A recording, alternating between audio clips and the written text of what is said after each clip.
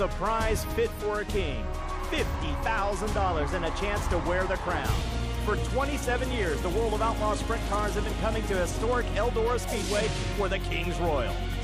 Steve Kinzer has raced in every King's Royal, winning the first race and 5 more over the years. This year could bring a 7th crown. Joey Saldana has led the points most of the season and is looking for his 3rd King's Royal crown. Jason Myers finished 2nd twice in the King's Royal, and he's ready to ascend to the throne.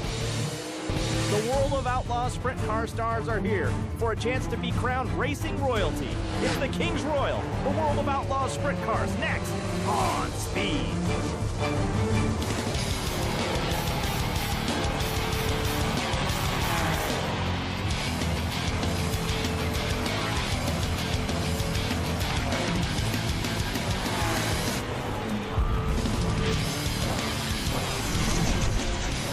It is a beautiful night for racing, and we are ready for the King's Royal at Eldora Speedway in Rossburg, Ohio, the 27th running of this race that pays $50,000 to win. An overflow crowd is on hand and ready to go. I'm Bobby Gerald alongside Brad Doty. Shane Andrews will be joining us from the pits momentarily. Earl Baltas had a great idea back in 1984. On a big Saturday night in the middle of summer, he said, why not throw a special race? Brad, this certainly qualifies as a big race. Well, $50,000 to win. Remember back in 1984, a big race was $5,000 to win. So when he started paying $50,000, it got everybody's attention. Earl is a visionary. I mean, you can look at all the things he's done with this speedway, and to come up with this race, as you said, I mean, that was a lot of money back then. It's still a lot of money today. And look at the fans. They flock this place year after year. It's a complete weekend, including racing action that starts on Friday night with the night before the King's Royal, and that is spelled with a K rather than an N. And it was Joey Saldana who was the headliner on the night before the King's Royal. A little mix-up there in turn number 4. Sammy Swindell, Danny Lasowski, both involved in that one, and that set up this action for Saldana, actually having to endure one more problem there, a spin for Dave Blaney, and then a late race restart with his teammate Paul McMahon. Double file restart, too. We've seen with the World of Outlaws. So Saldana gets the run into one. He always gets up for any race at Eldora, but he just seems like the higher the racetrack gets, the better he likes it. And Joey Saldana, with that win, taking over the World of Outlaws Sprint Car Series point standings lead.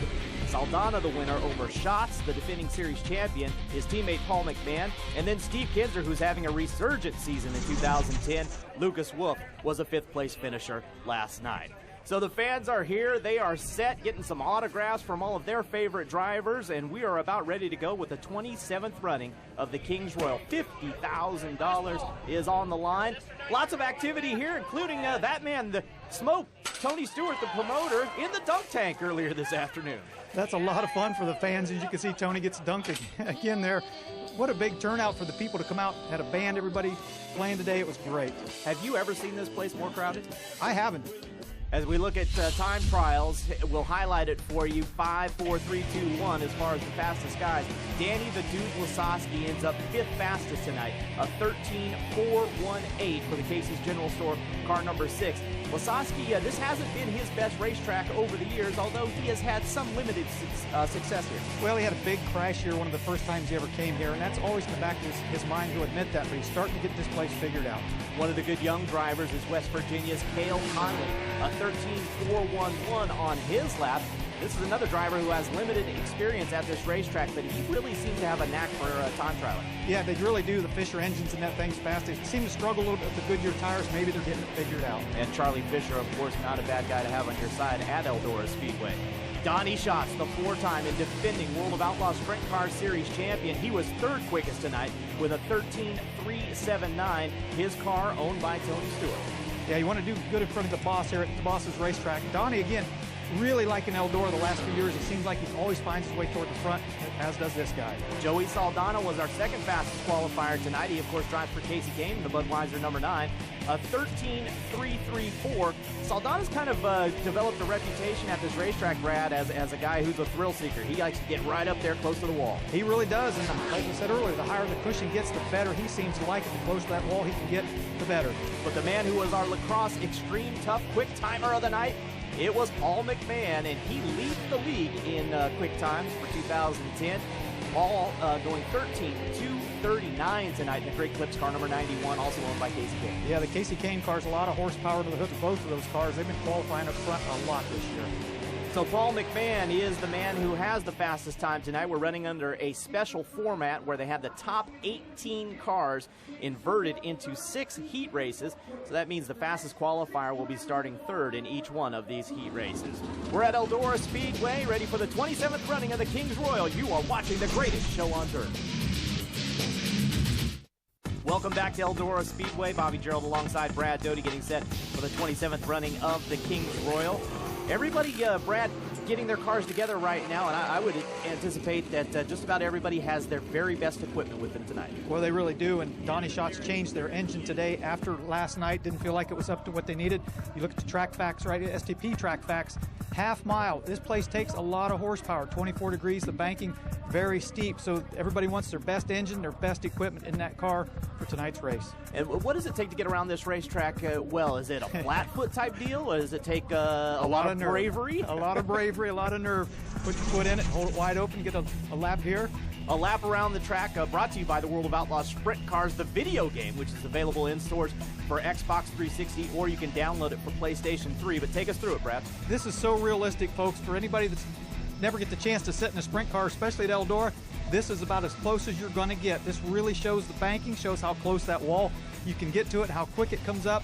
Cars all over the place. Shows how wide this racetrack is as well. Looks like you need to grab a tear off there, Brad. A lot of mud being slung there. So the drivers are getting ready right now. Steve Kinzer, of course, is a name that is synonymous with Eldora Speedway. He's won more Kings Royals than anybody in competition.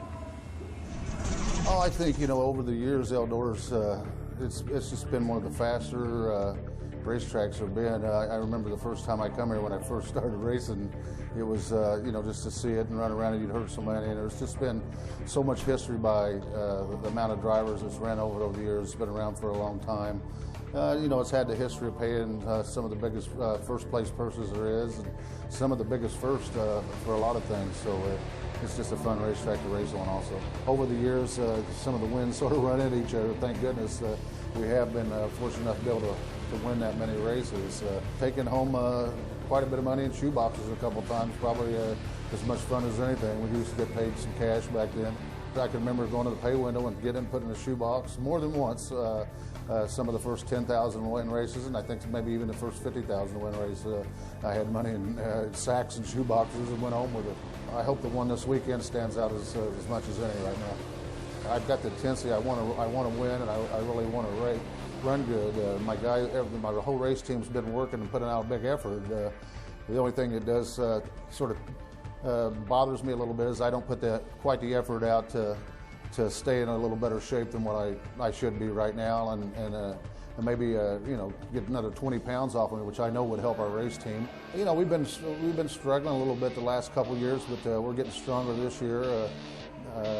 Running really consistent. We've had a little bit of trouble qualifying off and on, but our race car has been really fast in the features, and we've been able to overcome a lot of bad starting spots, which has probably helped us as much as anything has. But we gave a couple races away this year too that we lost. We shouldn't have lost. So along with everybody else. But we've had a good year, and we seem to be getting stronger and stronger. Let's just hope it continues that way. The fire still burning very brightly for Steve Kinzer at age 56. Joey Saldana, that's one of his main combatants, as is Donnie Schatz, the 4-time and defending series champion. They are getting ready for heat racing, and that's what we'll have when we come back to the 27th Kings Royal from Eldora Speedway on Speed. Welcome back to Eldora Speedway for the Kings Royal. $50,000 on the line tonight, but first, you have to make it through your heat races. The man starting third in heat race number 1 is our fast timer, Paul McMahon, and he's downstairs with Shane Andrews.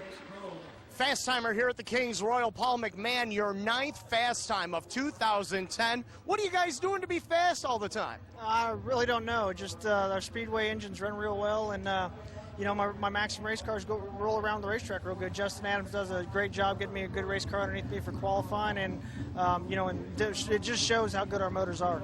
Part 1 of the process is done. Obviously, now you got to go through the heat races, but you're pretty good here at Eldora. You won here back in May. What do you got to do to get to the victory lane for this Kings Royal? Well, first of all, we got to get through our heat race. We got to run top 3, and They got the fast guys starting on the inside of row 2 tonight, so it's going to be a little bit tougher to get up the preferred lines at the top here at Eldora. So we've got to get up to the top as fast as we can and get to the front as fast as we can, because I believe if I win my heat race, I'll start 6th in the main event. And, the only good thing about qualifying being quick time tonight is I'm guaranteed to be in the main event if something bad happens. Paul McMahon, fast timer here at the Kings Royal. Pleased to have with us tonight a former World of Outlaws champion. Dave Blaney is back. One of the hot shoes of motorsports, back behind the wheel of a 410 here at the Kings Royal. Dave Blaney, a 2-time winner of this event, here with us tonight. You start 4th in your heat race. You need to be in the top 3 to get into the show. What do you need to do? I don't know. You know, this place is hard. These guys are so fast, and we, you know, honestly, we're out here trying to get races under my belt, and didn't come in here with much for expectations. But yeah, it's going to be intense heat races for those top 3 spots, no doubt, and maybe I can hang in there. Maybe not. What's been the biggest hurdle this weekend, jumping back behind the wheel of the 410? Oh, it's just everything. You know, getting used to. You know, I've run 4 or 5 races here in the last month, but nothing, you know, when you come here, this is, you know, the most speed we see with these cars, and this is a hard place, and you can look pretty foolish, pretty easy here. So it's just getting time back in them. Dave Blaney looking for his way into the Kings Royal. Dave Blaney, one of a record 9 former winners of the Kings Royal in competition tonight. Time for heat racing, and heat race number 1 looks like this. It's the Wild Child, Jack Hodenshield and Stevie Smith on row number 1. Paul McMahon's the fastest qualifier in this group. He'll line up in row number 2 alongside of Tim Kading as we get set for the start. And we'll talk a little bit about the format, but Brad, it's time for the super clean start of the race. Heat race number 1 is ready to go, and Stevie Smith gets the jump over Hodenshield into turn number 1. I've wanted a racetrack before this first heat race. Some of these guys probably wondering what kind of racetrack they're going to have. It's a little stickier right now than it has been through qualifying and hot laps. Let's talk about the format, Brad. Only the top 3 are going to move on as you look at your Armor All Speed shot there. Well, it's going to be tough to win $50,000, but yes, only the top 3 to the A. The next 3 go to the Last Chance Showdown. The next 3 go to the C main. So if you have any problems or breakdowns or flat tire, you can find yourself buried in the C main. It's a little bit of an old school format in that way. No provisionals tonight either, so nothing can save you. You've got to earn it out on the racetrack. Right. The only thing is the top 2 qualifiers who don't transfer through their heats are guaranteed to be in the show. Other than that, you're right. No provisionals. Everybody's going to race their way in. There you look at Hodenshield in car number R19. 23rd starting spot last night to finish 6th in the Owens Corning fiberglass number R19. I mentioned the racetrack. You can see now it's starting to slick off a little bit, and that cushion moving higher and higher. The soft dirt up there to see Tony Stewart in the 20 car trying to lean on it up there. You know, Tony, let's talk a little bit about him, Brad. You know, I think sprint car fans really owe this guy a debt of gratitude. When he purchased the track from the Baltus family, he did not have to continue on with the Kings Royal and all the big events that they have here, but he did a good job by keeping these races going, because obviously the fans and the competitors love it. Well, I would almost think he has to feel like he's doing a balancing act to keep the tradition alive here at Eldora, but he's made a lot of improvements to the amenities and the restrooms and the suites up in turns 3 and 4. Big, you know, scoreboard and video screen up there, so made a lot of good improvements, but have kept a lot of the history here also. Well, Stevie Smith looks like is going to have this one handily under control. He wins heat race number 1. Paul McMahon will finish 2nd. Jack Hodenshield will finish in the 3rd spot. Those 3 transfer to tonight's feature event. Tim Kading and Lucas Wolf, they're going to have to do it the hard way through the Last Chance Showdown. And there is the winner, Stevie Smith, from originally New Oxford, Pennsylvania. Let's show you heat race number 2. Here's how it will look. Darren Pittman is on the front row alongside of Tim Schaefer. The fastest qualifier in the group is Joey Saldana in car number 9. And then you'll have Dave Blaney, Craig Delansky, Hannigan, Ben Gregg, and Brian Paulus. Heavy hitters and tough competition all the way through. Just a quick 8-lap dash here in these heat races. Yeah, no easy heat races anywhere, but the field here this weekend is unbelievable. Darren Pittman gets the jump. A healthy start there. Not a good start for Tim Schaefer at all. Yeah, it looks like his engine maybe didn't take off. When he got on the throttle, it stumbled a little bit, and he finds himself back there a ways. These guys back here, Blaney and Delansky, now battling. They fly down the front straightaway and head into turn number 1. Saldana with Schaefer behind him as they try to catch Darren Pittman. Pittman won the 25th Kings Royal in 2008. Man, they're right up there. That cushion just continues to move up as the night progresses, and I imagine, Brad, before the night's over, they'll be right up there against that wall. Yeah, that's what can happen. Get a lot of laps on it. Pushes that berm and that cushion just higher and higher up along the wall. Again, that's where a lot of these guys tend to like it. They're pretty high right there. Darren Pittman getting up over a little bit as he goes through turn 2. Pittman, the Indy Race Parts car number 13 this year at the Kings Royal. And you can see that cushion starting to what we call berm up a little bit, starting to roll up, boy, and that can make it treacherous. As you try to lean the right rear tire on that berm to get side by, boy, when it starts working up, as we see right here in 3 and 4, you can see that berm there and see the car actually take a push. You got to be careful. Well, Saldana talked to us a little bit before the race about having his favorite engine under the hood tonight. They really went to some great efforts to have the guys at Speedway Engines get this particular engine under the hood for tonight's action. Joey hurt the thing at Lakeside Speedway earlier in the year. Talked about that earlier, Bobby, though. You need your favorite everything, especially your engine here at Eldora, because it takes a lot of horsepower. There's the crowd pleaser, Craig Delansky. He was 9th last night. He changed engines for tonight.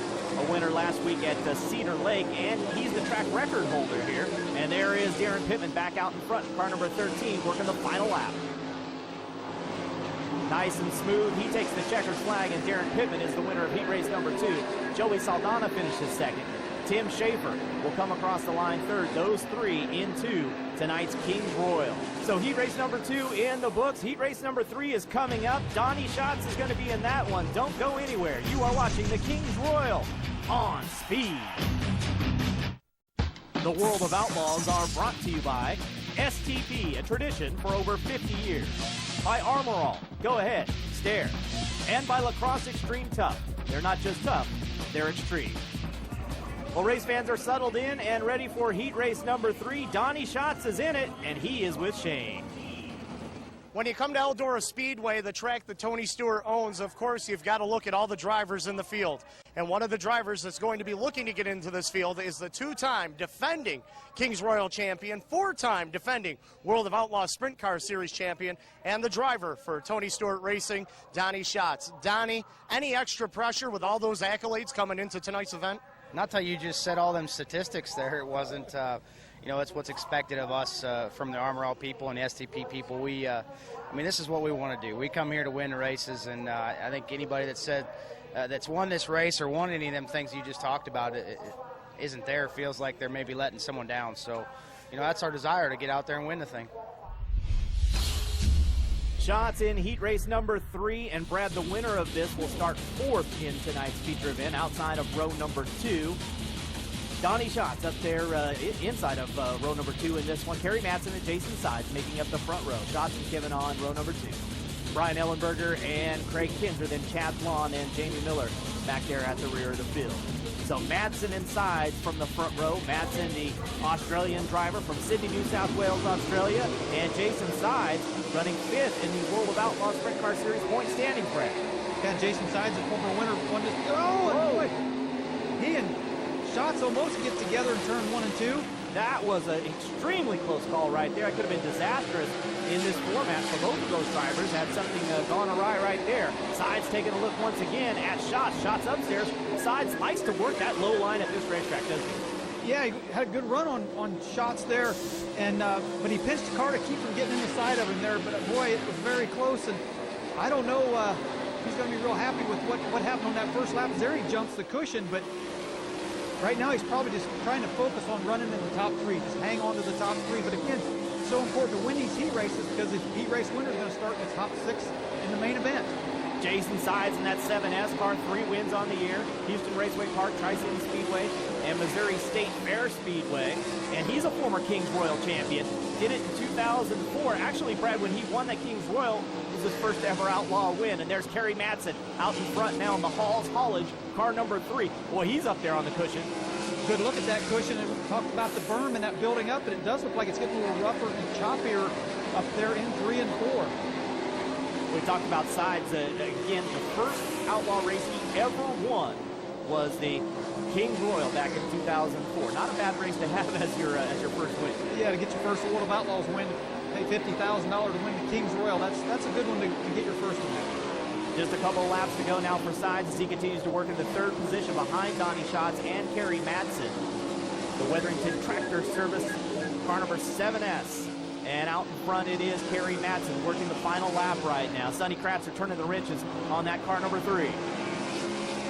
Checkered flag flies.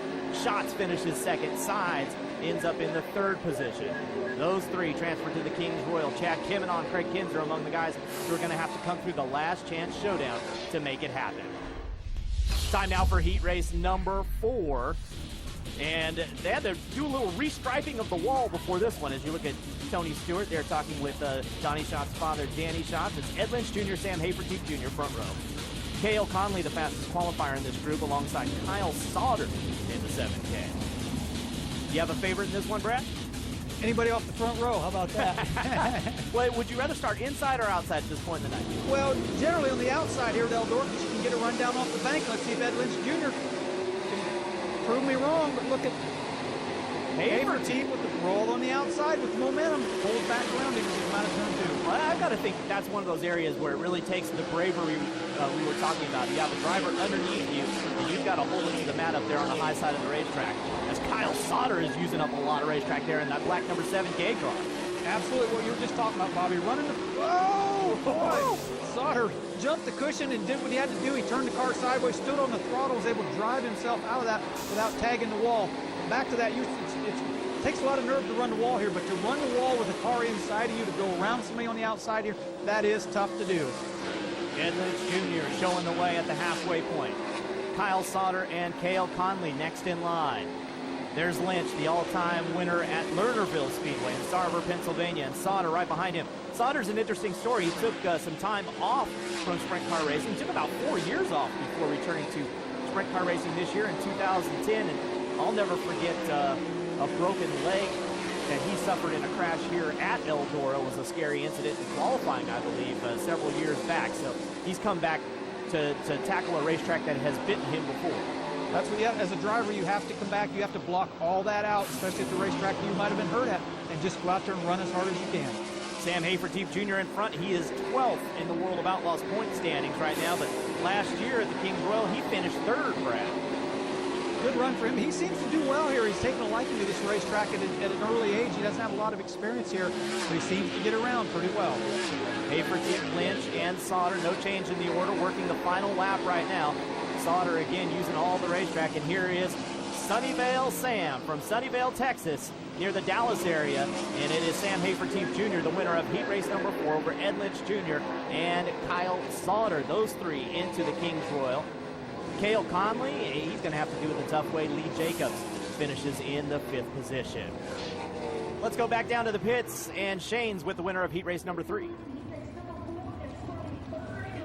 Kerry Madsen, any pressure taken off now that you won a heat race? You're going to start on the outside of the 2nd row. Actually, all the pressure was on the heat race because, if you can win that heat race, it gets you in the top 6. No matter where you start in the top 6 in the feature, I've got a great shot at it, and I really just want to thank Sonny Kratzer for giving me a great car. Then Brian Morrison, engine's fantastic, and especially Brian Hall, who's owned this team all the way from Albany, West Australia, and really hope to go and give him a good showing tonight. This is a great race, a lot of history. What would it mean to win it? Oh, it'd be insane. I can't even think that's that far ahead, but if we could, it'd be something for the Aussies, I'll tell you. That is exactly right, Kerry. An Australian driver has never won the Kings Royal, for that matter, any of the races that are considered the major races in the United States. Sam Hafertepe Jr. crawling out of his car. Joey Saldana's team preparing the Budweiser number 9. You're watching the greatest show on dirt, the World of Outlaws Sprint Cars on Speed. Back at Eldora, the Queen and her court, Lauren Stewart, Ms. Eldora 2010. Let's go back down to the pits and Shane. Tyler Walker, you've got the money seat. You start on the pole for heat race number 6. If you win that, you start on the pole for the Kings Royal, but you got some tough company, Steve Kinzer and also Dale Blaney. What do you got to do to keep them behind you?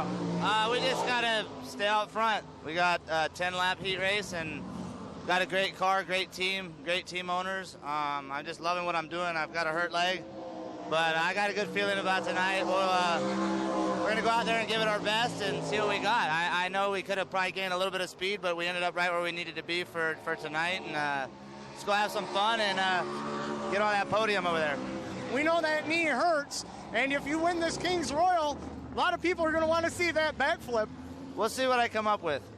Tyler Walker starts on the pole for heat race number 6. Well, Shane would have a scoop there if he did a backflip tonight, because Brad, Tyler Walker coming back after a torn ACL, doing a backflip at Grandview Speedway. A little more on that later on in the night. We're ready for heat race number 5. Casey Kane is here. Sammy Swindell in the front row. Lasowski and Myers in row 2. This has the makings of a very good heat race.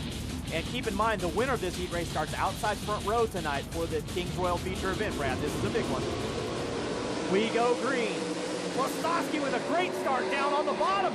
Look at that, Brad. He goes from the second row, almost right to the front. And Sammy turns left, tries to block him getting into 3.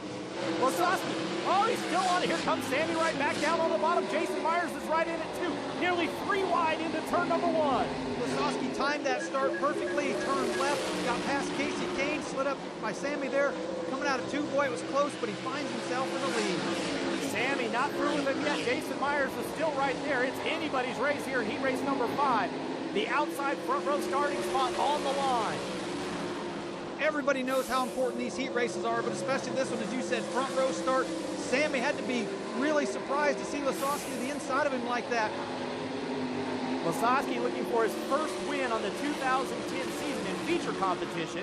He's been shut out so far this year in World of Outlaws Sprint Car Series racing, but right now he's going a long way towards putting himself in a good spot for the Kings Royal as he leads this heat race number 5. He was the fastest in hot laps tonight, was Lasowski. If you look at Jason Myers, one of the drivers in the top 5 who's never won the Kings Royal before. Yeah, top 5 in the World of Outlaws points to never win this race, so he's definitely hungry, wants to get it done. But Lasowski, we talked about it earlier, not his favorite racetrack, but the key to Eldora is getting your race car comfortable to run at these speeds. He looks pretty darn comfortable right now.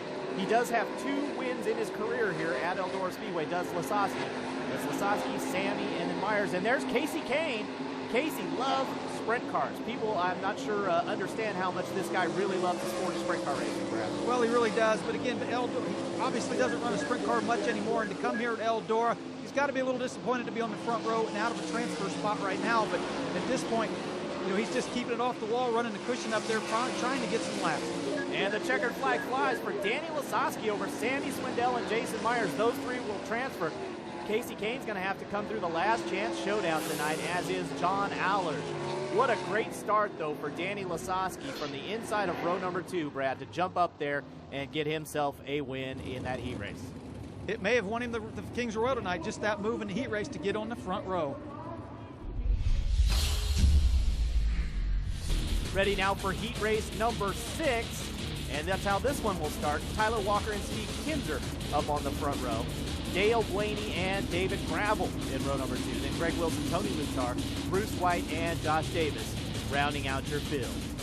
The King, Steve Kinzer, has never missed a Kings Royal A main event, Brad. From the outside of row number 1, will he keep that streak alive? He has to finish in the top 3 here to qualify for his 27th consecutive Kings Royal, and he's off to a great start. Again, the winner of this starts on the pole. Maybe not always the best place, but it's a prestige of starting on the pole for the Kings Royal $50,000 to win race. David Gravel right on the backside of Tyler Walker, and then here comes Dale Blaney in the TI-22 Performance car number 2, sliding through. He picks up a position into a transfer spot. Great move there as he slides up. Gravel to the inside, but can't stay with him out of turn 4. Well, he just got a little bit loose there, did Gravel. Now Greg Wilson coming after David Gravel. Wilson in the W20 machine, a 2-time All-Star champion. Running the middle of the racetrack. Wilson has his wing pulled back, which is good through the middle of the racetrack, but if he has to get up there on the cushion, that could make the car too tight, which means the car doesn't want to turn on if he leans on that cushion too hard with the wing back like that. That is the battle for 4th you're looking at. David Gravel surprised some people by winning the 2010 Ohio Speedway Championship. He's a former national quarter midget champion. And Greg Wilson right behind him. Now you look back up front to the King, Steve Kinzer, in the Bass Pro Shop car number 11, pulling away from this field. It's been a little bit of a difficult last month and a half for Steve and the Kinzer family. His wife Dana having some health problems. We want to wish her well. She recuperates back home in Bloomington. Had some major heart surgery, but she is recovering. Talked to Steve about it this week. Said she's still very sore, doing some rehabilitation, trying to get back out here to the racetrack. She underwent 10-plus hours of open heart surgery. Did Dana Kinzer. Oh, a problem for Tyler Walker in car number 17. Tyler has definitely had some contact with the wall there, Brad. Yeah, you can see the right front corners push back, the wheels push back. Get a replay here. He catches the rut, jumps the cushion. You can see him try to keep the car out of the walls. Was that Blaney or something? No, somebody just squeezed by there the inside, almost clipped him, but I think it was Dale Blaney that, boy, that wall sucks you up real fast there. If you make contact with it, it wants to turn the car right back and flip the front end back. At these speeds, if you jump over it and catch the right rear, yeah, it automatically pulls the right front end, and a lot of times you can't drive off of it. And we see what happens with Tyler Walker there. All right, here's our first double file restart of the night. This is important now, a 2-lap match race. This is for the pole of the King's Royal. Can Steve Kinzer hold off Dale Blaney? Steve got a great jump there. And there again, Blaney's car didn't take off. That's the problem on a start like this for the driver. When you stomp the throttle, sometimes the car hesitates and loads the engine too full of fuel, and the car just won't take off to clean some of that fuel out. Battle for transfer position. Greg Wilson underneath David Gravel. Gravel got himself in trouble up there on the cushion, and that's going to cost him. Wilson now into a transfer spot. Gravel trying to battle back. You can see the white flag there, so Wilson now finds himself in the A main if he can hold on. And Steve Kinzer will do it. He qualifies for his 27th consecutive King's Royal feature over Dale Blaney and Greg Wilson, and more importantly, that is going to put the King, Steve Kinzer, on the pole position, and that will put him alongside Danny Lasowski for the front row of tonight's King's Royal. The dude is with Shane. The dude, Danny Lasowski, winner of heat race number 5. Eldora's known for its high side. What was that move on the bottom at the start? Well, I usually make a deal with the fence when I get here. I say I don't go near it and it don't hit me, but I would thank Lonnie Parsons, Don Lamberti, everybody with Casey's, Barry Jackson, J.E. Jai, Paul Kissler builds a great engine. Like I said, when this thing feels that good, we can run anywhere we want to do. And right now, it feels really good, and that puts us on the front row of the main event, and we're looking forward to it. That could spell trouble for everybody else later, couldn't it? Well, I hope I can put 40 laps together just like that. Well, one guy who's not going to be in the A main tonight is Tyler Walker. He was there for a second, Brad. Yeah, he was in a transfer spot for the A main. Now he finds himself in the C main. And they're going to have to make a lot of repairs. We'll be back with that C main in moments. You're watching the World of Outlaws on Speed. We welcome you back to Eldora, the 27th King's Royal. Some methanol being dumped in as we get set for the feature races now. And Jason Sides, the driver, doing a little work on his sprint car. And Brad, that gives us a chance right now to take a look at the anatomy of a sprint car. Here's our BR Motorsports cutaway car. And I can tell you that that's a sprint car, Brad, but you can tell us a lot more. I'll tell you that it's hard to really see the detail in this car with our cameras here. If you can see this thing up close and personal, they have got everything cut and whittled on this car so you can see how it all works. You look inside the cockpit, the seat right there, that's the drive line running back to the rear end, direct drive rear end. You see on the right here the brake caliper, there's the shock absorber. The number 15 on the yellow tank, that's all fuel tank. There's wing mounts for the top wing. Cutaway at the fuel tank, you see the bladder inside of that, the fuel pickup on the bottom that run 28 to 33 gallons of fuel. In the left side, there's the headers outside of the engine. You see the head is cut up. I mean, this thing is really incredibly detailed on the workmanship that they've done. Good look at the rear tires. On your right is the right rear tire, on the left rear. You see how much smaller? Another angle of it here. That's called stagger or rollout. Smaller left rear helps the car turn the corner. It's a good look at what a sprint car looks like. And a nice job done there by Brad Doty. That's why you get the big bucks as we get set now for the C main. Here is the lineup for our C main. We're going 10 laps. The top 4 will transfer. Tyler Walker has made repairs. He's back out there and ready to go alongside Brian Ellenberger. We have a scratch in Rob Cheney from this event. So Lee Jacobs, Tony Lutar, Ben Gregg, Keith Bloom, Brian Paulus, Jamie Miller, and Domain Ramsey from Australia set to go. Last chance for these guys. They have to finish in the top 4 to make it to the last chance showdown. So the C main, sometimes known as the consolation race, is ready to go. And it's Tyler Walker in the blue number 17 who gets the jump, but he's being challenged early down low. Now again, look at the racetrack. They put some water on this racetrack. So again, these guys not sure what the track surface is going to give them. Maybe taking a little easy this first lap or two, but the guys up front, you see Tyler Walker on the gas driving away. And Tyler Walker, Brad, because of this format tonight, his time trial will save him. If he wins this C main, he gets to start up front in the last chance showdown. So a lot on the line here for T-Dub. Yeah, unique format for this $50,000 to win King's Royal race. And these guys, again, a lot of good race cars in this C main. As Tyler Walker had trouble in his heat, doesn't mean they're slow because they're in this race. Good, fast race cars back here. Lee Jacobs running in the second spot right now, being followed by Brian Ellenberger in the TI 22 performance car number 22. Ellenberger, the 2009 World of Outlaws Kevin Gobrecht Rookie of the Year. He has one career top 5 here at Eldora, and there is Tyler Walker in the Keene Transport number 17. Those guys really had to bust it to get this car ready for C-Main action. Yeah, we saw that earlier. That car was torn up pretty bad, hit the wall, tore the right rear off of it, tore the right front off, so crew did a good job getting that car back out. He looks plenty fast at this point. Ellenberger trying to do what he can to reel in Lee Jacobs. Ellenberger, former Rookie of the Year at Sharon Speedway, a track you know well, Brad.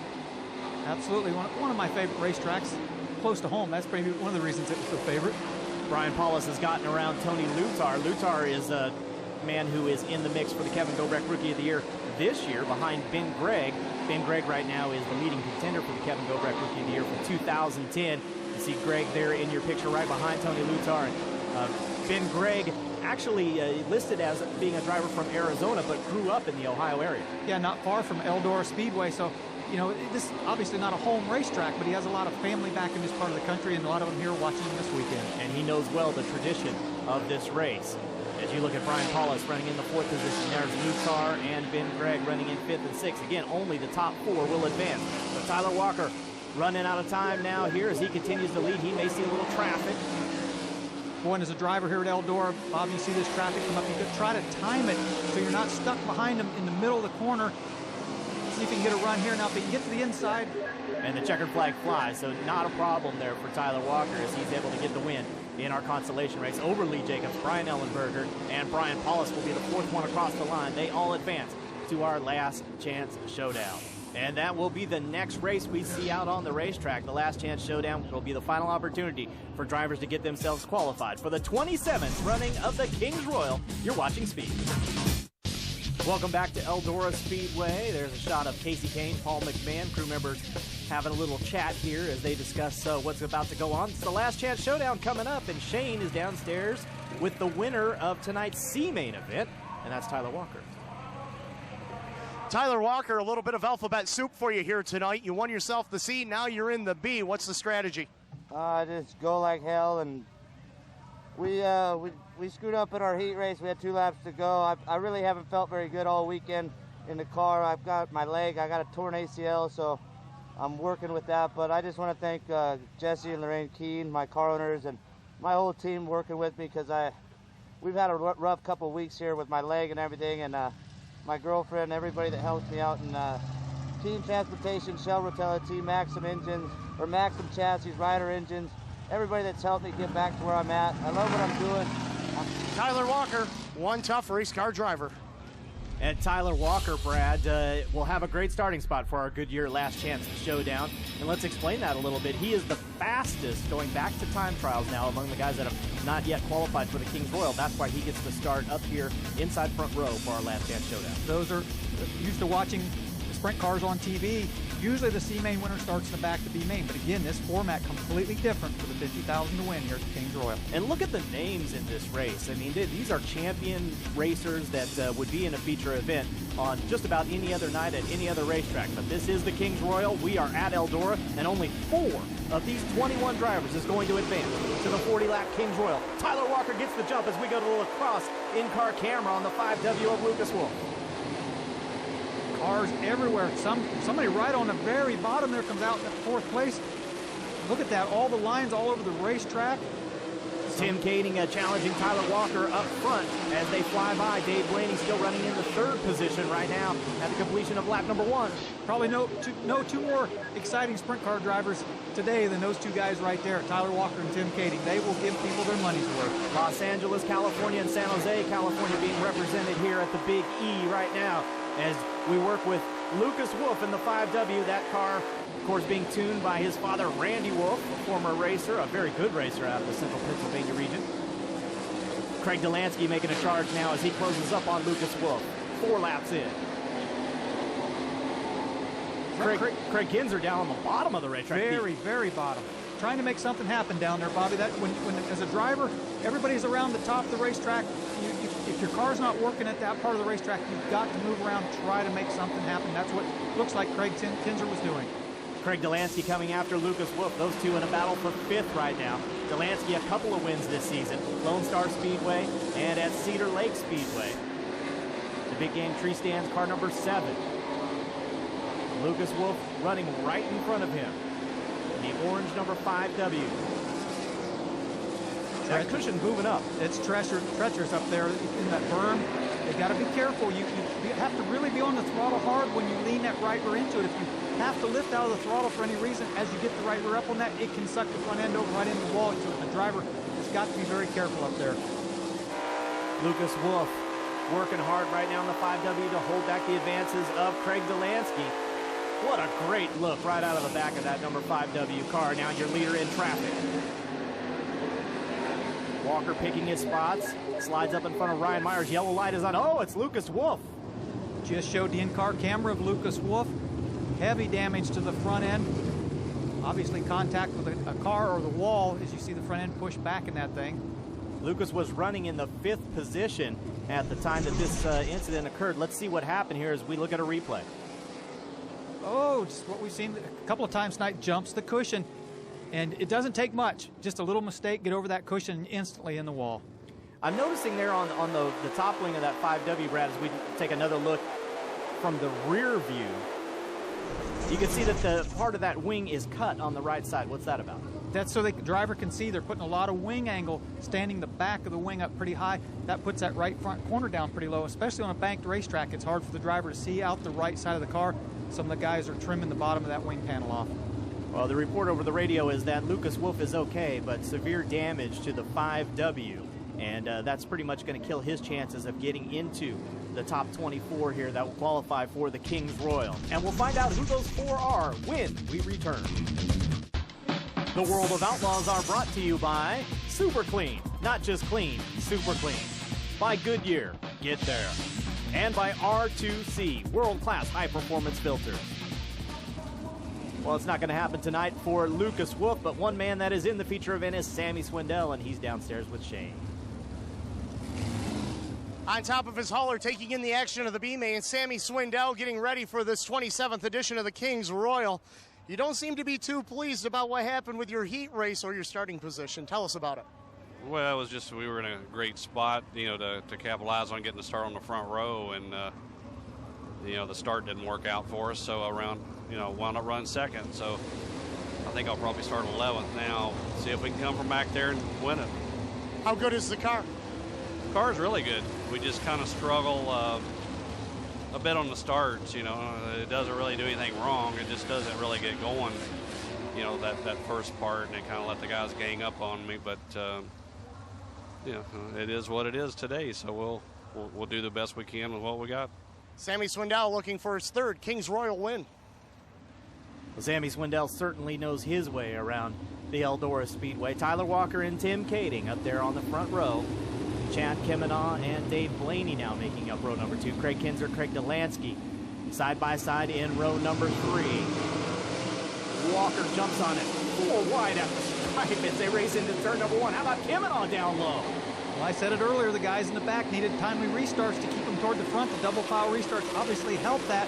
The guys in the back desperately trying to get up to the front. And it is desperation time right now for all of these guys trying to get into the top 4 and qualify for the King's Royal. Craig Kinzer coming on strong, down on the bottom in the 11K. Or his left front almost clipping the inside wall as he takes the bottom line through 3 and 4. Right there battling with Dave Blaney. That is a battle for that final transfer position up front. It's still Tyler Walker followed by Tim Kading. Then it's Chad Kemenaugh and Dave Blaney trying to hold back Craig Kinzer. Walker looking strong, though, with Kading right on his heels. Time running out. The white flag is out. There's the battle for that final transfer spot, Brad. Blaney's got it. Craig Kinzer on the bottom because he has a run up or 2. Can't quite get it there. Let's see if he dives to the inside, tries to put the slider, but I don't think he's close enough. Desperation moves, not going to get there. Tyler Walker wins the last chance showdown. Tim Kading finishes 2nd. Blaney's going to hold on as Chad Kemenaugh is 3rd, Blaney 4th. And Craig Kinzer is not going to make the cut. Tyler Walker gets the win. Well, certainly Dave Blaney knows what it takes to win the King's Royal. Earlier, we asked a bunch of drivers what it would mean to them if they could pull it off. The win Kings Royal, that's right up there. That'd be probably the biggest win of my career so far. It's something that my teammate Joey Saldana's done a few times, and to put my name on that list would be a great accomplishment. Oh my God, it would be fabulous. Definitely something that we've been striving to do, and there's nothing more I wouldn't like to take that crown back to Dover, Missouri. I'd mean a lot to win this race. It'd be pretty difficult at this point, but we've ran pretty decent Eldora in the past. So far, it's been a good weekend for us, and we have fast race cars, so you never know. Well, final tuning and preparation going on right now for the 27th Kings Royal. 40 laps coming up. You're watching the World of Outlaws on Speed. Well, the time has come, Brad. It is showtime at the Big E. The 27th Kings Royal is about ready to go. They are lining up now wing to wing and wheel to wheel in that beautiful formation, rows of 4. I tell you, Bob, you take the combination of a big paying race, a large crowd like this, just the excitement in the air, not only from the fans, but the drivers, the adrenaline out there as these guys are lining up. You just know it's a big event from a driver's standpoint. Huge crowd, and we're going to throw it to Johnny Gibson for the command. Eldora Speedway, you one of the best. You got them 4 abreast, often imitated, never duplicated. The greatest show on dirt, the World of Outlaws. Yes, the race fans are ready, and that has really become a traditional saying. Johnny has got himself something there that has caught on all across the nation, the world for that matter. Everyone knows that you one of the best. You're going to see him 4 abreast here right before the start of a race, and we are ready to go. Steve Kinzer and Danny Lasowski from the front row, Sam Hafertepe Jr., and the hopes of Australia and Kerry Madsen in car number 3. Brad, as we look further down the field, Darren Pittman, Stevie Smith, Paul McMahon, Joey Saldana starting in the 8th position, and Donnie Schatz's 9th. That's going to be a place to keep an eye on right there. Well, these guys have been fast all year. They've been fast here at Eldora, but look at the lineup. There's no slouches in this whole field. I mean, again, we talk about how big this weekend is. Every driver in here has been here before. As we talked about, they deserve to be here.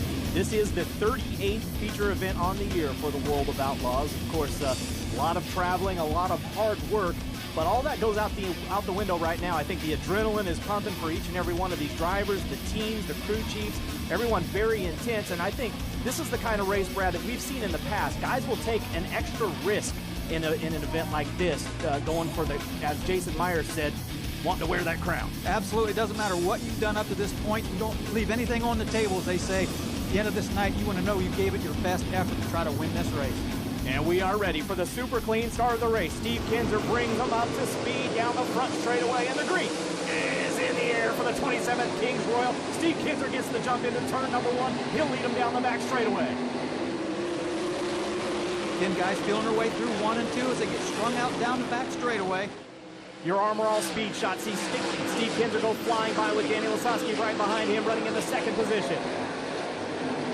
Again, 40 laps, the racetrack is going to change. So if a guy's maybe set up off a little bit, especially if he feels like the car is too tight, he doesn't want to panic because the racetrack is generally going to get a little slicker. The car will loosen up as the race goes on. Battle for 2nd in a move as Sam Hafertepe Jr. puts the 15H underneath Danny Lasowski and takes over the position. Here comes Madsen after Lasowski. Now Madsen down low. And he did it right through the middle of the racetrack and drives away from Lasowski down the straightaway. Madsen now straight up to the fence, or the wall, as you would say, Brad, in turns 1 and 2, and down the back chute he goes. Lasowski following him. That's 2nd, 3rd, and 4th on your screen. Hafertepe, Madsen, Lasowski behind them. Darren Pittman being challenged by a couple of super fast guys. Here's Donnie Schatz on the 15 down low, and Joey Saldana up high in the Budweiser number 9. 4 cars on your screen down the back straightaway. Boy, Schatz had a good run out of 2, and he has to be aware of the other guys out there. He knew they were out there. He gave them plenty of room. Now he clears Lasowski coming out of turn 4. Schatz is flying. He's coming up through the field. Pittman working down low. Boy, Lasowski has not had a good start to this race. Boy, he hasn't. The car looks really loose. You saw when Madsen went by him through the middle of the racetrack. There again, as Joey Saldana goes by in the middle of the racetrack. He tried to move down, Lasowski did, and couldn't stick there. That race car is extremely loose at this point. You talked a little bit about trying to pace yourself. It is a sprint car race, and we don't often hear much about pacing, but how hard is it to not go as hard as you can right from the green flag and conserve just a little bit? Well, if you have harder tires on, you really don't have to wait. You try to go hard. You try to get some heat into them. If you want a little bit of a softer tire, you might want to try to save some at the end. Here's Madsen. underneath Haferteep into the runner-up spots. And Kerry Madsen, the man on the move right now, as you watch Donnie Schatz down low in the 15 car. He's coming after Haferteep. So Schatz up to 4th now. Boy, and the racetrack is smooth all over. The cushion a little rough and choppy. We see cars up there kind of bounce around. But anybody that's running the middle to the bottom of the racetrack, it's very smooth down there. Steve Kinser's lead 1.9 seconds right now as we work lap number 10 of 40. It is Kinser, Madsen, then Haferteep, and Donnie Schatz running in your top 4. Let's see if he can pull it. Oh, there. Schatz knew at that point he didn't have him cleared. He had to turn the car a little sideways. Haferteep races back by on the outside. Now Haferteep moves down to the middle of the racetrack trying to see if that car will work there. Schatz coming out, and yellow flag is out. Caution on the speedway. We've got big trouble over at the other end of the racetrack, and it looks like it's the Budweiser number 9 of Joey Saldana. There's Paul McMahon also involved, but Saldana's had a bigger incident. It looks like just in front of Paul McMahon. There you see the right rear tire off of Joey Saldana's car. The wheel looked like it broke. Something broke in the right rear. Just misses Lasowski's car. There's it rolled all the way around turns 3 and 4, but the wheel broke or something broke with Saldana. He hit the wall, took a vicious flip in turns 3 and 4. Early reports are that Saldana is okay from over there at the crash scene, but hard to tell exactly what set that up for Joey Saldana. And he, of course, is one of the favorites here at the Kings Royal, but it looks like his night's going to be done as McMahon's car seems to be rolling okay. Yeah, all 4 wheels are up. See him hooking onto the number 9 Budweiser car of Saldana there. But, yeah, I don't know what happened. McMahon, if he made contact with Joey there, we'll have to try to see what happened. Well, they'll lift that number 9 car, and look at the heavy damage to the right side. Side panel totally ripped off of the Budweiser number 9. Well, we'll try to get this clarified now as we go down to the pits with Shane Andrews. He's going to be able to get a word with Paul McMahon. Maybe we can find out more about exactly what happened, because McMahon was right behind Saldana. Paul McMahon, you're in the work area, crew changing bars. What did you see out there? What happened? I don't know. It looked like something broke on Joey's car, and I just happened to be the guy behind him, and I just had to turn sideways so I didn't run right into his cage. You know, I hate to see it for the Budweiser car, but hopefully this Great Clips car is good enough to get back up through this thing. I hear you talking to your crew chief, Justin Adams. He's telling you save the tires. Yeah, I mean, that's the biggest thing. It's a 40-lap race, so we got a long time to go. We got 11 laps or so down, so it's just a regular 30-lap race. I just got to be excited from the back now. Brad, is he trying to convince himself that it's just a regular 30-lap race? He looked a little nervous. Well, you can see his hands fidgeting with the tear-offs. It's the adrenaline. It's not fear. It's not scared. Just the adrenaline rush these guys have. So Saldana's car goes back on the hook. The World of Outlaws points leader is out of the Kings Royal, unfortunately. And we'll have to see how this one is going to shake out. It's an open red. They can do anything. We'll be right back on Speed. Welcome back to Eldora, the Budweiser number 9 of Joey Saldana on the hook. Let's go down trackside to Shane Andrews with Donnie Schatz. Donnie Schatz, it looks like you've got yourself a rocket of a race car 11 laps in. Just got 29 laps to go. That's the best part. So guys do a great job with the Armor All car. We've been real good all weekend long, so just kind of bide your time. You know, I'm kind of all over the racetrack. I feel better on the top, but I got to pass guys on the bottom, so we'll see what happens. Guys, we're going to keep our eye on the 15 car. We certainly will, and we're also keeping an eye on the leader of the race, Steve Kinser. 11 laps in, Steve Kinser, you're on top of the heap here. How's the car feel? Oh, it's a little ugly right now, but we'll see what, maybe it'll free up here a little bit. You like what you see in, as far as track surface and everything tonight? Yeah, the track's right, real good. It needs to blow off a little bit, but we'll see what happens here. I just got to figure out where I want to start at here. Steve Kinser's got the choice of where he wants to start for the double file. It's going to be interesting. Yes, it is, Shane. Brad, what would you do right now? Well, generally on the start of the race, the outside's faster because you have to come to the line and everybody kind of knows where you're going to start. On these double file restarts, it's a crapshoot. I don't know. Heavy damage to Joey Saldana's Budweiser number 9. The crew working all the way around that machine right now, but I don't think there's any chance he's coming back out, right? Oh, absolutely not. The frame's bent. The car's way too torn up to try to get back out. Well, let's try to find out exactly what happened. Obviously, Joey Saldana, this is not the interview you wanted to do at the Kings Royal. What happened? Just going in 3 there, broke a right rear wheel and hit the fence and flipped. I don't know. MPD makes great wheels, and I don't know. We must have just missed a crack or just didn't catch it, but we definitely paid the price there. It's either feast or famine at this track for you. You either win or you're in the pits on the record. Yeah, that seems that way, but I mean, I'll take the wins. This place, you got to earn them, and I mean, I've definitely paid my dues here, so definitely tonight's one of them you chalk up as a pay your dues night, and hopefully we can come back and be strong the next time. Well, one of the things we mentioned before the last break was that it was an open red flag situation. I said they can do anything. I meant that the crew members can do just about anything to these race cars as far as getting them fixed back up for the restart. Yeah, when a red flag comes out, they stop all the race cars, and sometimes what they call closed. They won't let the crews out. They think it's going to be a quick cleanup. They knew this was going to take a while. They let the guys come out. They can't do anything to that race car except change tires. So you got to wonder what kind of changes these guys made. So we get set for a restart, and it will be a double file restart, and King Kinzer has chosen the outside lane, Brad. That is his decision. And on these restarts, unlike the regular starts where they have to start at a pylon, it's up to Steve Kinzer to set the pace. At any time he wants to, he can jump on the methanol and hit it. And he goes, and he leaves Madsen. A good start for Steve Kinzer. Look at the cars in the back again, 3 and 4, 5 wide back there, trying to get up through there and make something happen. Kinzer and Madsen take off. Everybody else right behind him now trying to... Oh! Kerry Madsen has taken the lead. He drives by Steve Kinzer. Kinzer comes right back with a slider, but Madsen holds his foot in it. Wow! That could have been the move right there that won Kerry Madsen the race, to go back around Steve Kinzer on the outside. Steve left him just enough room, and look at him drive away. You got to wonder, we talked about the changes. Sonny Kratzer made the right changes, it looks like, to the 3 car. How about that, though? Keeping your foot in it. I mean, that was a serious slide job he had coming, and that was, wow, he kept his foot right in it, and Madsen has the lead. My goodness, it looked like Steve may have had him cleared and slide up there, and Madsen just shot back around him. And now Donnie Schatz by Sam Haferteep. Schatz running in the 3rd position. Haferteep is running in 4th, so Donnie Schatz continues his charge forward. He started 9th. A couple of wins this season at Volusia Speedway and at the dirt track at Charlotte. Last year, of course, scored his 2nd Kings Royal win. But how about Madsen? Madsen in front and in charge. Literally driving away. Look at the distance that he's got away from Steve Kinzer. Man, oh man, Kinzer has to be wondering what in the world. Did we make changes and go the wrong way, or did Madsen make the right changes? Heard Donnie Schatz say earlier his car worked better on the top, that he felt better up there. Oh, Jack Hodenshield upside down. Ouch. And that car just now coming to rest, and they all hurt, but this one probably hurts a little bit more because Hodge was banged up coming into this event. Yeah, Vicious crashed a couple of weeks ago, had a really hurt hand and sore hand, and got hit with a clot in his arm last night on Friday night.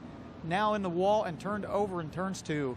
The wild child, Jack Hodenshield, a 3-time winner of this race, the Kings Royal. He has 2010 wins at Paducah International and at Knoxville Raceway. And also Dale Blaney, it looks like, is involved in this one. Dale, the 2000 Kings Royal winner. He was 7th here last night.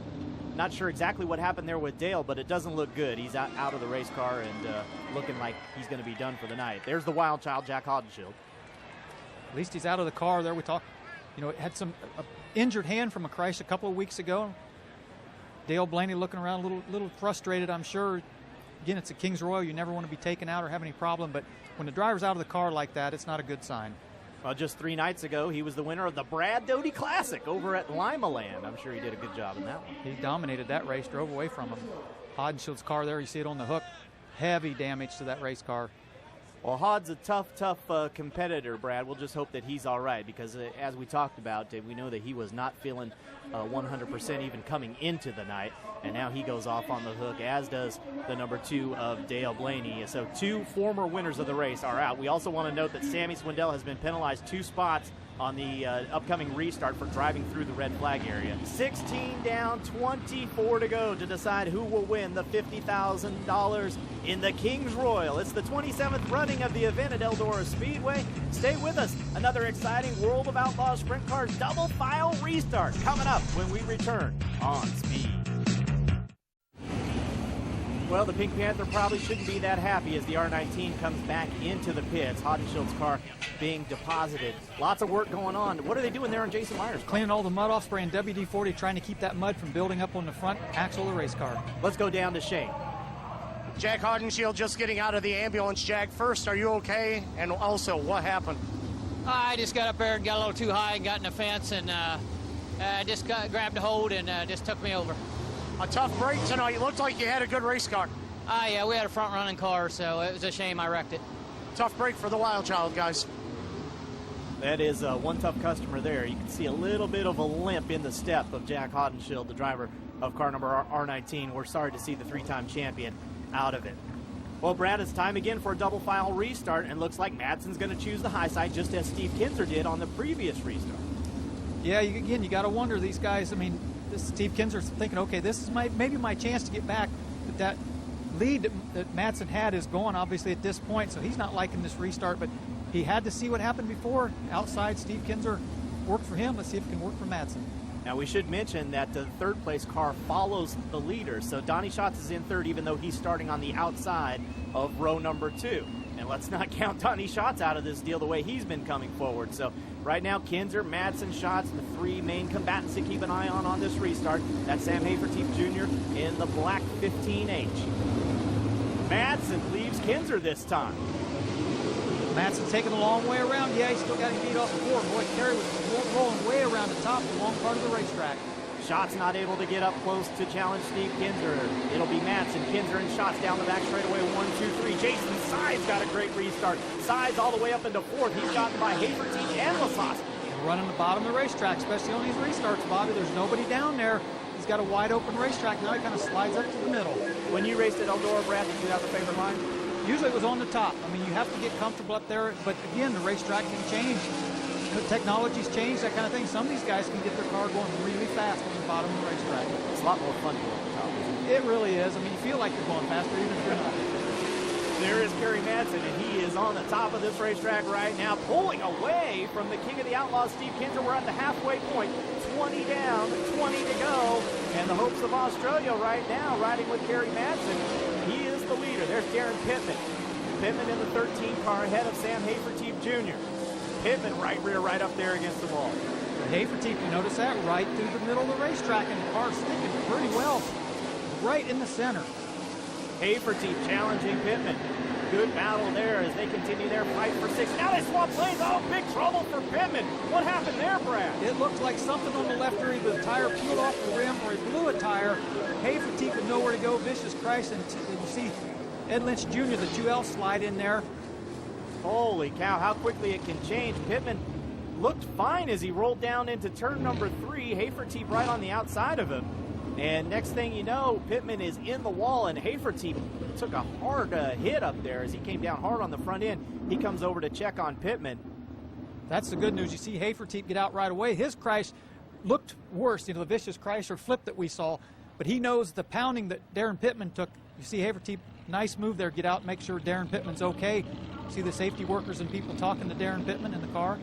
Now, we assume that he was checking on to make sure he was okay.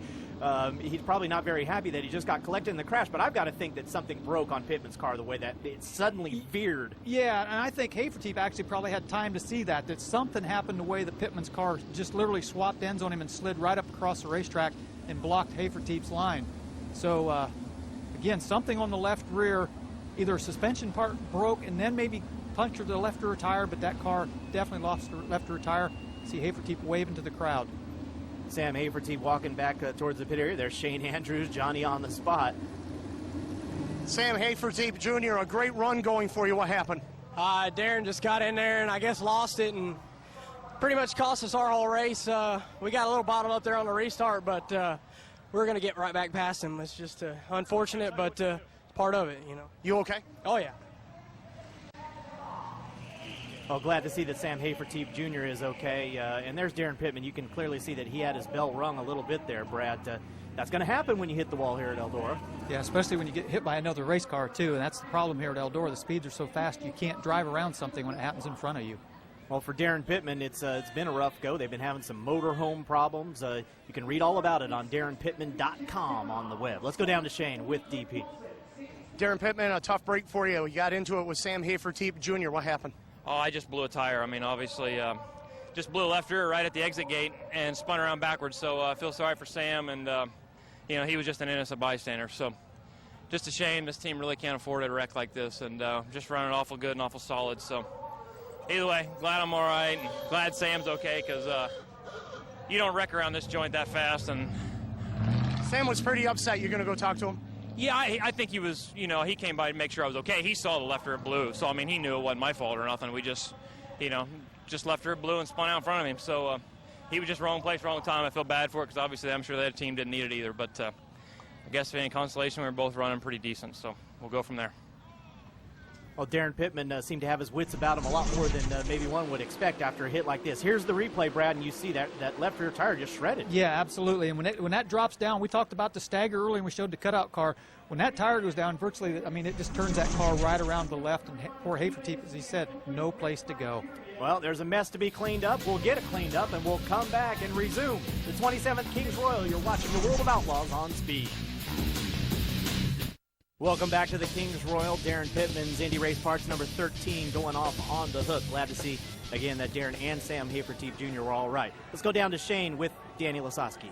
Danny Lasowski, you started on the outside of the front row for this one, but you faded back. What's happening? Well, we put some harder tires on, and we thought maybe they would, after a lap or so, get going, and it's just now starting to go. So hopefully we can run the rest nonstop, and maybe we'll have something the last 5 laps for these guys. You saw that wreck. What happened in front of you? That was big carnage. It was I didn't get to see that one. That was behind me, but I got to see the one of Joey, and it was a big wreck. Danny Lasowski looking to go back to the front. Jason Sides is making his way to the front as well, back downstairs. Jason Sides, you got a very good race car. You got enough to get to the top? I hope so. It's my mom's birthday, trying to get another win. That's right. Not a lot of extra pressure. It's only the Kings Royal, but your mom's birthday, too.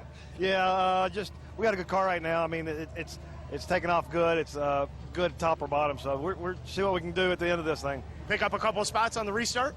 Yeah, I hope so. That last one, we got some few starts there, a few spots, and so hopefully we can get it up more. One driver looking to use the double file restarts to his advantage. Well, and he's been doing just that all night. The bottom is the place that's really working well for Jason Sides right now. See, they put a little oil dry down there on the dirt surface, and the fans settle in here as we get set for another double file restart. It'll be Kerry Madsen once again choosing his spot. He's in front of Steve Kinzer. Brad, what do you think? We've had another open red flag situation here. This could be interesting. What changes did the 3 make, or even Steve Kinzer we saw before? Looked like Kerry Madsen's crew, Sonny Kratzer, made the right call, and he got away from Steve. Now, did Steve adjust his car back? Maybe Madsen go the wrong way. It'd be real interesting to see they had a chance to work on these race cars. Let's note some drivers that are moving up in the field. Jason Meyer started 17th. He is now up to 9th. Chad Kimenoff started 23rd. He's up to 6th. Tyler Walker gave up the 11th spot as he's gone. He had to go to the pits to replace the left rear tire. As we go back to green, and Paul McMahon is back up to 10th from a trip to the rear of the field early in the race. On the restart, Madsen once again gets the jump over Steve Kinzer. Donnie Schatz racing in 3rd. See Greg Wilson on the bottom there behind Sides, moving up through also, but Sides still electing, as we talked about earlier now. So now he goes to the middle of the racetrack. Lasowski to his inside. Lasowski inside. That is a battle for the 4th position down the back straightaway. Sides is able to hold the spot right now. Just in front of them, Donnie Schatz. Lasowski, the 2001 World of Outlaws champion, 8 times the Knoxville Raceway points champion, going to work on Sides, who's coming off his best season in the World of Outlaws Sprint Car Series last year when he finished 5th in points. Heard Lasowski in his interview, Bobby talked about they went to harder tires. Well, he needs this race to go green. Cautions will cool the tires off. They quit working at that point. The longer the race goes under green, the better off he's going to be with those harder tires on. Well, and they're giving him a drive right now down the back straightaway. The dude, Danny Lasowski, moves into the top 4 as he passes Jason Sides. Soft tires, the gummy rubber on a soft tire does not like a lot of heat. They tend to give up as the tire gets hotter. That's why these guys have a choice to make. They go to hard with the softer tires. What's it going to do at the end of the race? Madsen's lead right now, 1.3 seconds. You're watching the best battle on the racetrack. It's a battle for 3rd between Daniel Lasowski and Donnie Schatz. Schatz has 3rd. Lasowski's coming after him, and Daniel Lasowski really has found something, Brad. The tires make that much of a difference? Well, they really do, but where he's got to be comfortable is the cars running through the middle of the racetrack. That's the comfort zone of any driver, especially here at Eldora. When you can roll through the middle like this without having to be up there banging on that cushion and banging on the wall, as a driver's standpoint, it's a little less nerve. It takes less nerve, I guess, to run the middle, and he likes to be running down there. Lasowski gets past Schatz, so Daniel Lasowski is charging. He's up to 3rd. Will he have enough time, though, to get up there to the front, too, of Kerry Madsen and Steve Kinzer are pulling away from the field with 11 laps to go here in the Kings Royal. There is Kerry Madsen Sydney, New South Wales, Australia. He is out in front of the Kings Royal. Brad, this would be the biggest win ever by an Australian driver in the United States. This has to be the longest race Kerry Madsen has ever ran in his life. To be out there leading this, to have a couple restarts, to hold Steve Kinzer, the king, off like that, to drive away again, to folks new to this sport, these guys have no rear view mirrors, they have no contact with the crew chief telling how far. Kerry Madsen doesn't know how far he is in front of Steve Kinzer right now, but this race, he cannot wait for the laps to get down. I guarantee you, he's looking at the lap counter trying to get to the end of this one. He's got 9 to go right now, just put a lap on Kyle Sauter, and now Kinzer is reeling him in as Madsen has gotten into traffic. Kinzer's closed it down to 3 car lengths. Man, he really closed in that lap. You can see it right there. Just a lap or two before, Madsen had pulled away from him. Steve Kinzer coming back. Now Madsen dips down low in traffic. Kinzer working up on the high side. There's Tyler Walker running just in front of those 2 drivers. And that really, Kinzer gets a piece of the wall in the front straightaway. That really slowed Madsen down the lap car, but Kinzer banging off the wall obviously slowed him down. Well, that just shows you how much the King wants it right now. Madsen trying whatever he can do to get around Tyler Walker and put him a lap down, and Steve Kinzer trying to take advantage. Now that might have done it right there. You saw Madsen struggling with Tyler Walker to get by. He cleared him cleanly down in 1 and 2. 6 to go. Time running out. It'll be 5 to go this time as they cross the start-finish line. Kerry Madsen continuing to show the way. Madsen's won championships, or won a championship at the Knoxville Raceway. But this would be his crowning glory right here if he could pull this one off. Right now in front of the King, Steve Kinzer with 4 laps to go. He's hearing noises in that race car, I'm sure. He's thinking, you know, this thing's got to stay together. I got to keep it out of the wall. Not run over the lap cars right here. But again, Kinzer, it's Steve Kinzer in the wall, the back straightaway. He's giving it everything. Kinzer using his chariot up right now. That probably cost him right there. You think he could have been the Jacob's ladder on that? That Jacob's ladder is what holds the rear end in the car. And now Kinzer. That is Cale Conley in that number 3 car. He's down a lap. The other 3 is Kerry Madsen up. Oh, big trouble right in front of the leaders. Jason Myers has a problem, and that was too close for comfort for both Madsen and Kinzer. 3 feet in either direction right there. That could have been a catastrophe for Steve Kinzer. Yeah, if Myers would have ended up back up the racetrack a little bit, Steve Kinzer on the outside wouldn't have had anywhere to go. But he did squeeze through there cleanly. He squeezed through, and so that's going to set up one more of those double file restarts. Kerry Madsen, will he choose the inside or the outside? Probably the outside again, but we'll find out.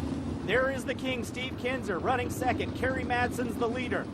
By far, it will be the biggest win ever for an Australian driver on U.S. soil. Can he do it? Stay tuned. We'll be right back.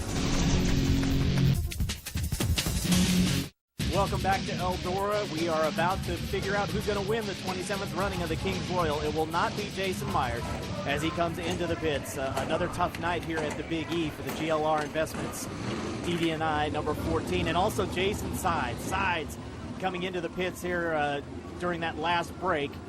Don't know what the problem was. They were looking underneath the hood, though, on the Weatherington Tractor Service car number 7S. Yeah, we got a report that he had engine trouble earlier. You see the crew here. Oh, he's looking down at the engine. Something happened in the engine, but he just pulled off. Oh, you can see the dejection. Jason Sides up in the trailer there. Just shows what it means to these guys. Yeah, he knew. He was running in the top 5. Jason Myers also out of it. And now he can do nothing but just look on here for the final laps. 3 laps to go here in the Kings Royal for $50,000. Kerry Madsen will choose the high line, it looks like. Again, he's inching up towards the high line. Not exactly sure yet, but it looks like that's the deal. Here's a replay of Steve Kinzer using all of the racetrack, Brad. Boy, the right front almost got in it. In that one, we saw a lap or 2 later, he got in the back straightaway with the right front wheel. And there's Paul McMahon. Remember, at the beginning of the race, he was involved in the deal with his teammate Joey Saldana. McMahon has raced all the way back up into the top 5 now in the Great Clips number 91. So he's putting on a show for this huge overflow crowd here that is taking in the 27th running of the Kings Royal. If you've never been to this race, just put it on your calendar right now for 2011, Brad. Yeah, this is it. I mean, this is the one that a lot of fans come literally from all over the world to see it, and this is why. What a good race we're having tonight. Crucial restart right now for Kerry Madsen in car number 3 with Steve Kinzer on the inside. Madsen chooses the high line. We can't stress enough that Australians love sprint car racing. It's big in their country. They come over here in the USA summer but Australian drivers never won a race of this magnitude on U.S. soil. Can Madsen be the first to do it? On the restart, he gets the jump once again. Kinzer slides him deep. Oh, Madsen keeps his foot in it again. Saw that move by Madsen earlier in the race where he went to the outside. I thought that was a bold move. That was even more bold right there. He really had to squeeze between Steve Kinzer and the wall to make it happen there. Oh, he's looking good now with 2 to go as he pulls away. Here's McMahon going after Donnie Schatz. That is a battle for 4th. Look at the lead Madsen has. They turn for the white flag. 1 lap to go in the Kings Royal. Yeah, I think that move when Steve Kinzer got under him, he was stuck in the middle of the racetrack, and you could see Madsen pull away at that point. McMahon slides by Schatz. Trouble. We have a red flag. Oh, the red flag is out, and everyone's coming to a stop, so hold the phone. It's a problem for Kasey Kahne just in front of the action here. Whoa, heavy damage for Kasey Kahne. You can see Kasey moving around in the car. Obviously, we're concerned about Kasey, but Kerry Madsen now, as we see that Kasey is all right, is going to have to endure possibly one more restart. Well, I said earlier, this is the longest race of Kerry Madsen's life. It's just gotten even longer. He's got to be just kind of, what is going on here? You know, so far out in front. Now to have another restart. He took the white flag, was literally coming for the checkered, Bobby, to win $50,000. Now he's got to do it all over again. And I noticed on the last restart, he's staying real high around turns 3 and 4, taking a long way around. See Kasey Kahne and the crew there, he's telling them what happened, but Madsen's got to be very nervous on this last restart, I would think. Well, it looks like everything's all right again with Kasey, though. Heavy damage there to the front end. And Kasey walking off. He doesn't look very happy about whatever has transpired over there. Walking back through the cutout in the fence, and he'll make his way back over towards the KKR haulers that are located on the front straightaway. So all that remains, Brad, now is a green-white checkered finish. Don't go anywhere. The Kings Royal finish coming up. Who will ascend to the throne at Eldora Speedway? Will it be Kerry Madsen, the Aussie, who is in good shape right now? He's going to have to hold off the King. Let's go down quickly to Shane Andrews with the crew chief of the 3. Sonny Kratzer, crew chief for the number 3 of Kerry Madsen. What's going through your mind right now? Just hoping he keeps doing what he's been doing. He's been doing a good job, and just keep doing it. Looking for your first Kings Royals win as well. Yeah, that'd be good. All right, we'll talk to you in a bit. Thank you. Boy, that would be neat to see Sonny Kratzer pull it off here. A lot of people, the Australians, I'm sure, on the edge of their seats right now, trying to cheer on Kerry Madsen. The pride of Bloomington, Indiana, Steve Kinzer gets a good restart down on the bottom, Brad. Get Kerry Madsen, get back by him on the front straightaway. Oh, they got it together. Lasowski's in there too. I think they touched right there. Kinzer has the lead. Kinzer had this momentum, put the slide job on Kerry Madsen on the, oh my gosh. Kinzer's got it. Madsen, one last charge down the front straightaway into turn number 1. Here comes the slider by Madsen. Can he make it stick? Kinzer's got the momentum. Madsen wasn't far enough around him, Bobby, to slide up and turn. Oh, Paul McMahon on the wall in the back straightaway. McMahon was 4th or 5th at that point, but Steve Kinzer does the impossible. He wins the Kings Royal. Unbelievable. How many chances he got to get pulled? This is unbelievable. Wow. Determination, perseverance, the heart of a champion, all the cliches that run through your mind right now when you see that kind of a drive from Steve Kinzer. That was something to witness right there. It really was, but you got to feel bad for Kerry Madsen to lead this race for as long as he did, and to lose. As a driver, you're going to remember the ones you lost, and he's going to remember this for a long time. Paul McMahon acknowledging the fans. He's out of his car and okay after getting into the wall there. He had taken the white flag when he got into the wall, so it was a yellow and a checkered flag as they came to the start-finish line. But Steve Kinzer has done it. He's pulled it off.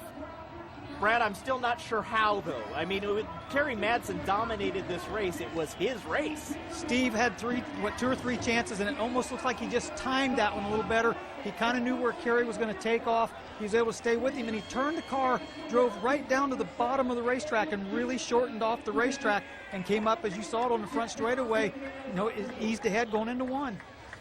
And he has officially cleared the scales, so Steve Kinzer is the winner of the 27th Kings Royal. He won the very first Kings Royal back in 1984. $50,000 going to the man known as the King of the Outlaws. Let's think back during this race. I mean, think about We talked about him using that car. He hit the front straightaway wall, he hit the back straightaway wall, and was really, at one point, it looked like he was out of it. Yeah, to not flatten a tire or damage the suspension on that race car, getting in the wall like that, to pull this win off, it's just incredible. A spectacular drive for the ages right there by that man, 56-year-old Steve Kinser. And we talked about his neck surgery in the offseason. He has been rejuvenated this year. He's having a very good year. Well, here comes a part of the pageantry that is so traditional here in Rossburg, Ohio for the Kings Royal. Jean Lynch is the high priestess tonight that will bestow the crown on top of the head of the man who we refer to every day as the King, Steve Kinser. I crown thee King Steve, the 27th. And that's what it's all about. The drivers talked about it earlier, and we've said this about this time during this race every year. It's one of the few times of the year where you don't mind having a silly robe and a crown on your head. And certainly Steve Kinser knows how to wear that crown. This is the 7th time he's won the Kings Royal. Let's go down to Shane Andrews with the King. They call him the King, and on this hot night in July, he reigns supreme over the sprint car land. Steve Kinser, your 7th Kings Royal. How does it feel? Well, it feels good, especially, we struggled a little bit the last couple of years, but we got a good year going this year, running pretty good.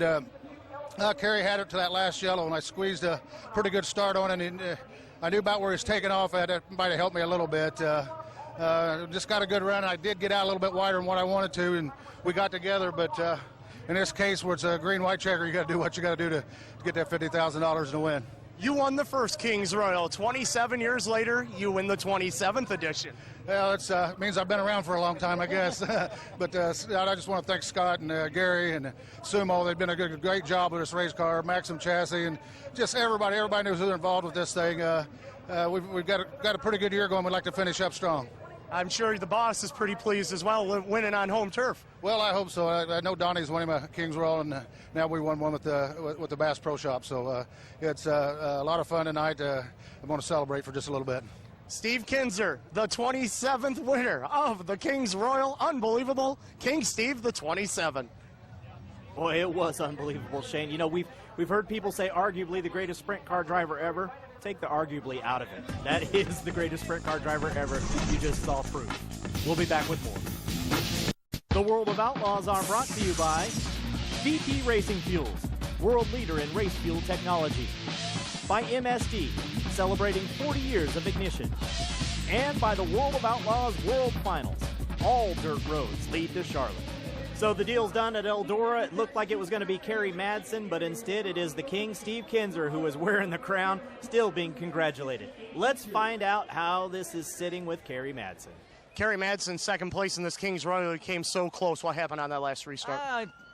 Steve got a great race start. Usually, he went a little earlier than I did, and I probably should have got on the brakes and let it be a jump, I guess. But I thought I could get it done, and I still nearly did. It was a great race at the end. I knew it would come down to something like that at the end, and just really proud of our team. Goodyear tires, VRP shocks, KPC chassis, Morrison engines are just hitting, and our crew chief, Sonny Kratz, has just given me just an easy car to drive, didn't even break a sweat. And my owner from Brian Hall from Albany, West Australia, just put this team together this year, and it's a great team. This stuff's working, and just proud for the team. And I let them down there a little bit in that restart, but we had a shot at it. Second place, Kerry Madsen. Boy, he has nothing to hang his head about tonight. That was a fantastic job there by Kerry Madsen. Over in the KKR pits, it looks like a bomb went off. Let's find out a little bit more about how Casey Kane feels about it. Casey Kane, a rough night for you. First of all, you okay? Yeah, I'm fine. My car was a handful, and it finally bit me, but that wasn't too big of a deal. I feel bad for Paul and Joey. Joey had a great race car, broke a wheel center, which has nothing to do with him, or just disappointing that has happened. Paul got involved in that wreck, and then coming back through and got in the wall in that last lap, kind of lost air on his front end, it looked like. But it was a tough Kings Royal for KKR, but we had fast cars. You guys made a great showing all weekend long. Just shows how strong and how resilient this team is. Well, we have a lot of good guys working on the cars and really nice sponsors and things to get us here. So it's been a great season, a lot of fun. Just not a good Kings Royal, so we'll have to come back and try again next year. I have a feeling, guys, they're going to bounce back strong. I don't think there's any question about it. Too much talent on that team for them to not bounce back strong, Brad. Tough night to look at all the pieces and parts everywhere. Well, here's your STP race recap, and there is a lot to recap. Steve Kinzer got the jump on this one and took off in the lead in car number 11. But it wasn't long after that a former Kings Royal winner, Joey Saldana, found trouble getting upside down. You heard Casey talking about a wheel center breaking there. On the restart, Steve Kinzer chooses the high side and takes off. But Kerry Madsen had something up his sleeve and threw a vicious slider at the King. Gets by him right there. King trying to get back on the inside. And look at Madsen put his foot in it right there. Well, that was a big-time, bold move on the outside, as you like to say, Brad. Absolutely it was. Tough night for the wild child, Jack Hodenschild, the R19, getting upside down, and he was already banged up coming into this one. Hod limped back to the trailer. On this restart, Madsen chose the outside and took off with a big lead, really started to stretch it out, and that's when disaster struck for Darren Pittman, who was having a great fight at that point, trying to make his way up through the field. Here was Sam Hafertepe Jr. Yeah, Pittman blows a left rear tire, turns it around in front of Hafertepe. The next restart, once again, Madsen goes to the top side, and that works again for him. He's safely out in front. And then all eyes start to focus in on the battle between Daniel Lasowski and Donnie Schatz. Lasowski coming on strong. Yeah, the tires warmed up, and then there was some trouble. Jason Myers got sideways. That almost collected the King. On this restart, once again, Madsen goes to the outside. Kinzer throws a slider, and watch Madsen's foot on this one. Another bold move on the outside, squeezes around him, and it looks at that point like he's going to win the race. Yeah, at that point we were thinking this thing's over. He's coming for the checkered flag when Casey Kane has this problem in car number 4, sets up the final restart, Brad. Again, Madsen takes a long way around the outside. Steve Kinzer come off the bottom. They about made contact there on the front straightaway. About made contact right there. Daniel Lasowski was also in the mix, but Steve Kinzer was able to get it done. Paul McMahon getting into the wall after he had taken the white flag, and the checkered flag flies, and the crowd goes crazy here for the King of the Outlaws, Steve Kinzer. An unbelievable night of racing, and here is your Armor All official finish. Kinzer the winner, Kerry Madsen second, Danny Lasowski third, Donnie Schatz fourth. How about Greg Wilson? Greg Wilson started 18th. Got a good finish to finish in the top 5. And so there it is. It's all done from Eldora Speedway. We want to thank all of you for tuning in, and certainly want to thank everyone on our hard-working World Racing Group production staff for all their hustle. For Shane Andrews in the pits, for my man Brad Doty next to me, I'm Bobby Gerald. For more on the World of Outlaws, check out speed.com or worldofoutlaws.com. Congratulations to the winner of the 27th Kings Royal, the King himself, Steve Kinzer.